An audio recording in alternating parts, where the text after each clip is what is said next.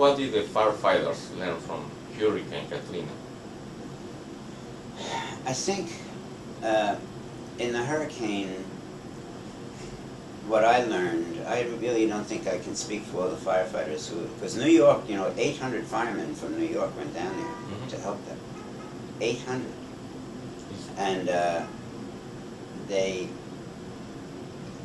it was a lot of hard work for them.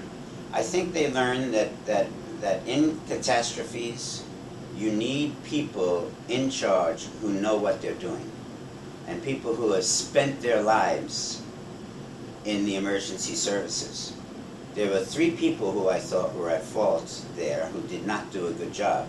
The first is the governor of the state, Ms. Blanco. The second is the mayor, and the third is the head of the Federal Emergency Management Agency, FEMA. Those 3 people really did not know enough about emergency services, either before the event or after the event, to deal with it. And there are many illustrations why I can prove this is true. So what am I saying? That in emergencies, you need people who know what they're doing. You have to get the politicians out of it. Had the governor of Louisiana called the federal government in one day sooner, it would have been better. If she would have done it in the first step, but she didn't do that. She waited. It was a terrible mistake. The Federal Emergency Management Agency should not have waited for Louisiana to ask them. They should have started mobilizing their people instantly, so that they knew inevitably the governor was going to have to ask them to come in, and they would have been more ready. So, they didn't do a good job. How did the Firehouse magazine start? It started because I sat down reading a magazine one day, a magazine in the emergency services, and I kept reading it, and I finally said, there's not one thing in this magazine that interests me, not one.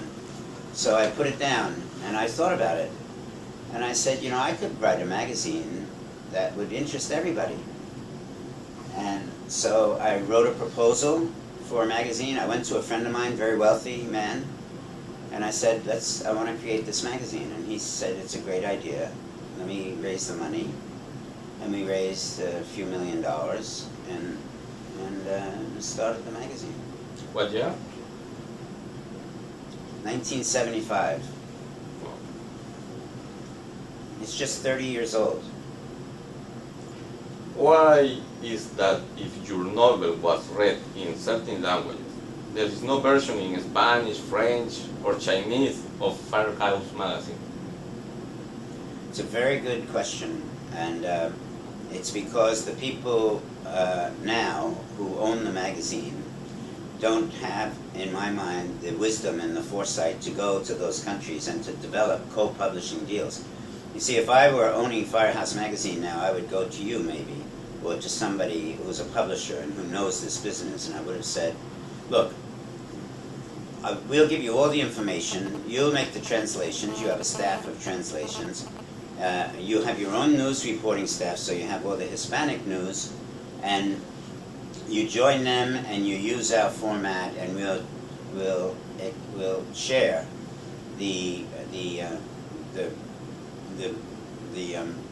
profits. No company can survive without making a profit. The question is, how much profit do you want to make? See, I think in everything I have done, I've always done things so that the profit is little, but the number is great, you see? So if you have just a little profit but a great number, it becomes a significant profit. Because, NFPA has a magazine in Spanish, Portuguese, Right. IFTA, publishing in French. Right. It's more international. It is, I know. And Firehouse.com is international. Right. Well, if I am now working on a new magazine, if I ever get it off the ground with everything else I'm doing, there will be Hispanic and Asian versions of this magazine. Are you working on a new book? No, a new magazine. What is firstresponder.com about? My company? Well, if you go to firstresponders.com, you will see we are a two-sided company. On one side, we have financial services like credit cards, mortgages. The credit cards are with Chase Bank, mortgages are with Citicorp. I am now working on contracts with other very big companies, so I can't tell you, but I have a contract with Merrill Lynch to sell certificates of deposit. We are making big headway into this business, and I modeled my company on USAA, which is a company that serves military people in America, and TIAA-CREF, which serves teachers. And we only serve first responders. You have to be a first responder to come to our company. And the deals that we have, we feel, are the best possible that they can get anywhere. So our mortgage program, for instance, is a really great and fine and reputable mortgage deal with, and the Citicorp is the largest bank in the world. Of course, it's a great institution. So we require business with important companies, only important companies, doing good deals for first responders. That's the nature of our business. And on the insurance side, we have home, life, and auto insurance, and professional liability and catastrophic injury insurance. So we are just, again, in the last stages of negotiating for our insurance. We're not even a year old yet. We only opened the door in October of last year. In October, it'll be 1 year.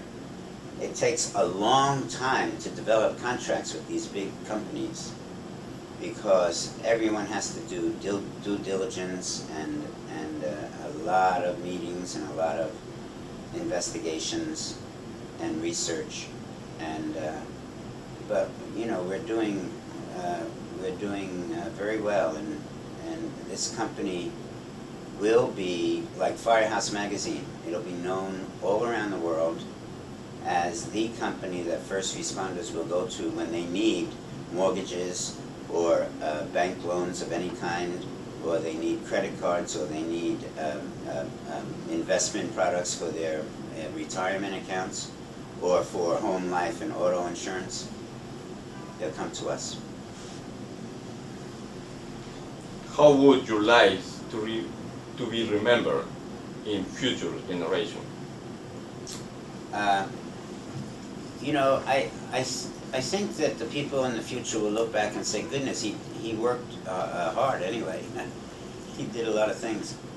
And I like my own epitaph, if there has to be an epitaph.